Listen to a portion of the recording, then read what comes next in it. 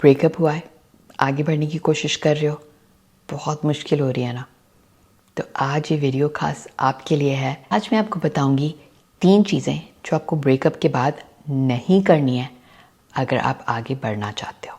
सबसे पहले, ब्रेकअप के बाद आपने बार बार उनके पुराने टैक्स नहीं पढ़ने हैं। अगर ब्रेकअप फुल एंड फाइनल हो गया है तो उन टैक्स का कोई मतलब नहीं बचा।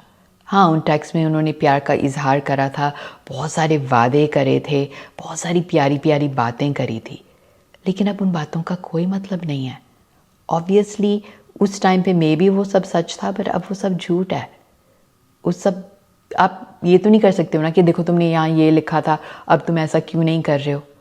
उनको फ़र्क नहीं पड़ता है, ब्रेकअप हो गया है, वो आगे बढ़ रहे हैं, अब आपको भी आगे बढ़ना है। जब तक आप उन टेक्स्ट को पढ़ते रहोगे, आप बार बार उन चीज़ों को दिमाग में दोहराते रहोगे, आप आगे नहीं बढ़ पाओगे।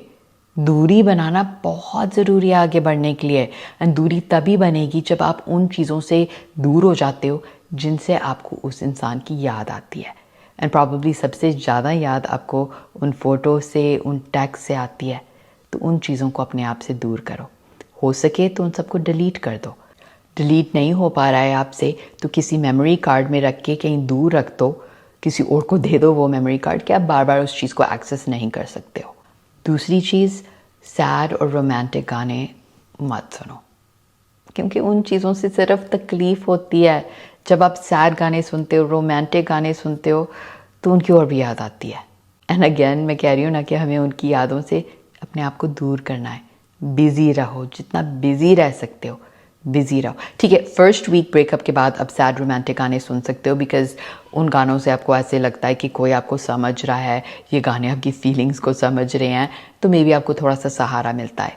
बट उसके बाद उन गानों को नहीं सुनना है आपने अवॉइड करना है कोई भी चीज़ जिससे आपको उनकी याद आती है। एंड थर्ड थिंग, ये बहुत ज़रूरी है कि आपने अपने एक्स को बैड माउथ नहीं करना है। खासकर उनके बारे में झूठी अफवाहें तो फैलानी ही नहीं है, बट इवन बुरी बातें उनके बारे में मत कहो। पता है, एक टाइम होता था जब आप इस इंसान से बहुत ज़्यादा प्यार करते थे, राइट?